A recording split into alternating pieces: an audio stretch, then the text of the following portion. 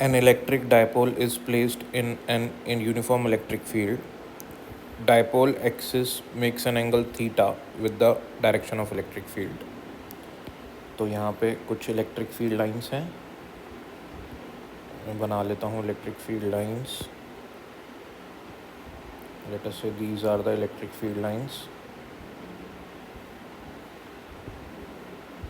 और यहाँ पे आपके पास डायपोल रखा हुआ है इन इलेक्ट्रिक फील्ड लाइंस में, which is making angle theta.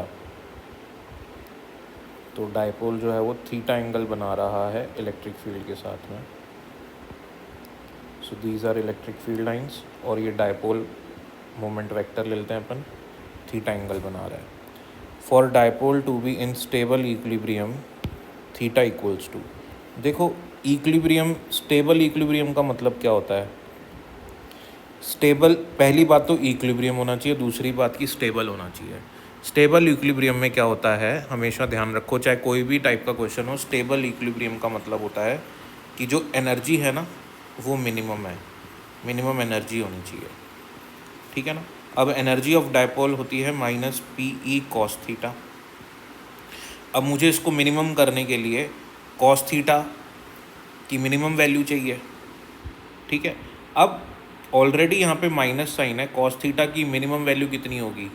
बोलोगे आप सर -1, तो माइनस माइनस बन के प्लस बन जाएगा, तो एनर्जी तो ज़्यादा हो गई, क्योंकि प्लस में एनर्जी ज़्यादा रहेगी.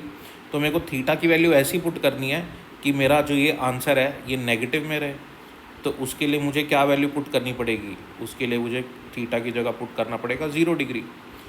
ठीक है. तो u बराबर क्या हो जाएगा? माइनस पी ई कॉस 0 होता है 1, तो u बराबर आ जाएगा माइनस पी ई. अब एनर्जी जो है नेगेटिव हो रही है. अब ज़ीरो, तो जो नेगेटिव है वो 0 से भी कम हुआ ना, जो नेगेटिव है वो 0 से भी कम हुआ. बात समझ में आई? तो ये एनर्जी मिनिमम हो सकती है. तो इसका मतलब डायपोल को कैसे रखना चाहिए? तो आप डायपोल को कैसे रखोगे? आप डायपोल को रखोगे ऐसे, along the electric field line. अगर आप ऐसे रखोगे डायपोल को तो वो सबसे ज़्यादा स्टेबल रहेगा, मिनिमम एनर्जी में रहेगा, खुश रहेगा.